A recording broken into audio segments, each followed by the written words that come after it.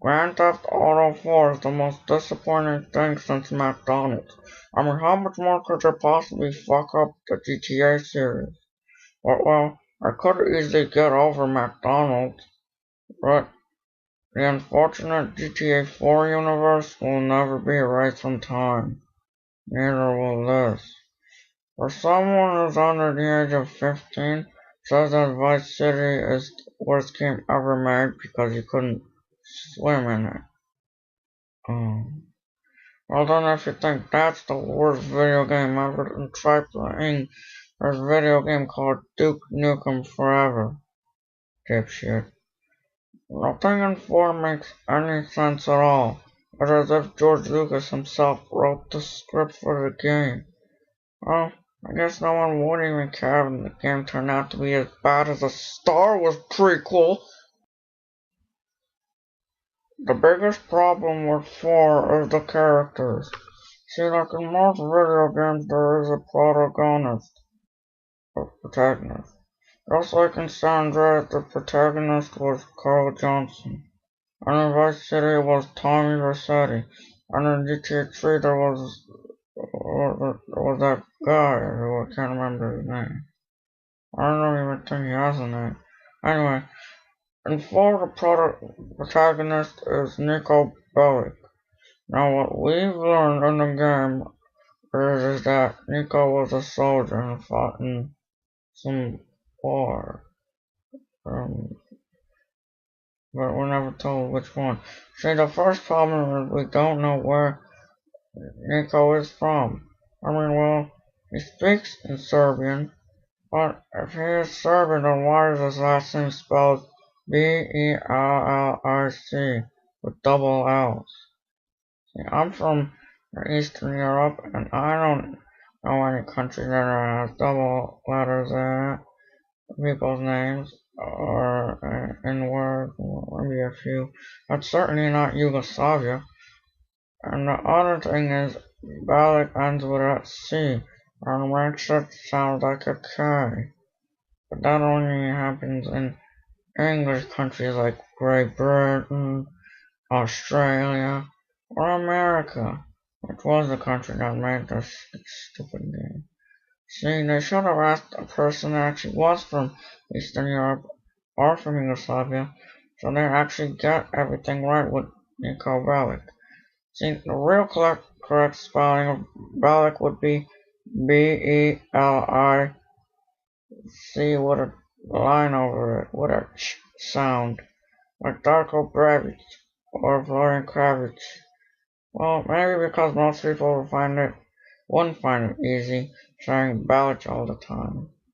So they just went with Bellic instead. There is another problem with Nico, as he and his cousin Roman are chatting in English all the time. Why?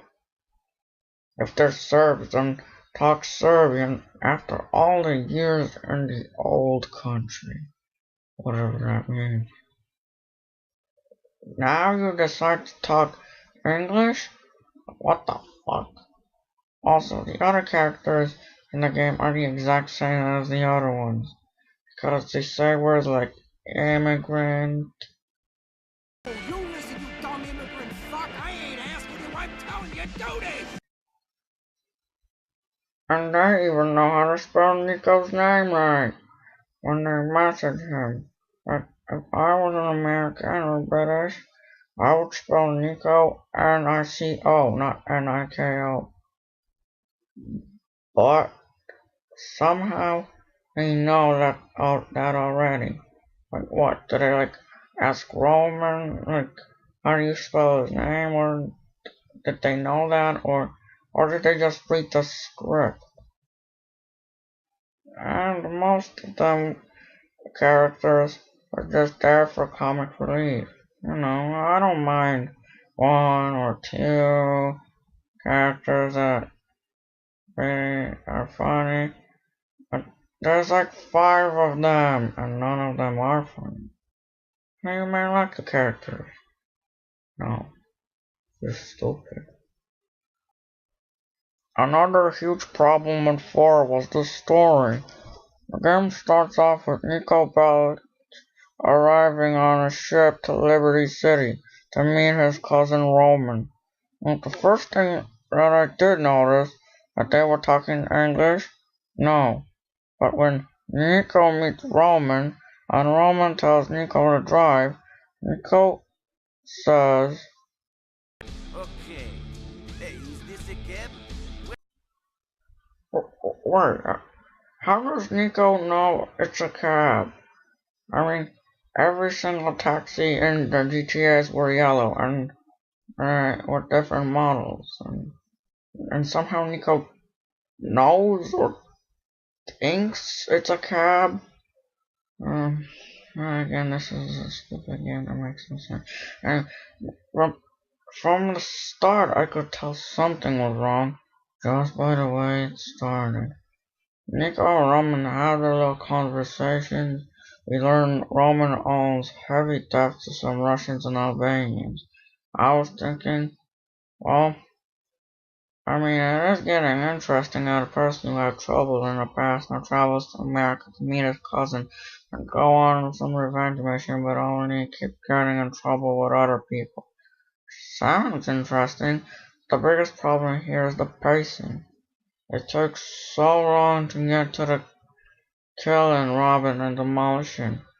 But it only takes you like 6 minutes to get a pistol. You know, not a big deal.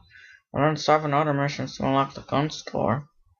Anyway, now compare this beginning to the beginning of GTA 3. In the very beginning, there's a bank robbery, and the main character is betrayed. And soon after, he's caught by the police. And soon he is freed and gets weapons and his clothes back. And GTA 3 begins. And that's probably the best beginning of any GTA. But in GTA 4, we have still nothing. Now let's take a look at Vice City beginning. The guy is released from jail and is moved to Vice City by his bosses to do some drug deals. However, everything goes wrong during the first one. The money and the drugs have been taken by unknown people, and everybody was killed except for Tommy. Now he has to get all the money back to his bosses. Now that was a good beginning. However, in GTA 4, still just doing jobs for Roman.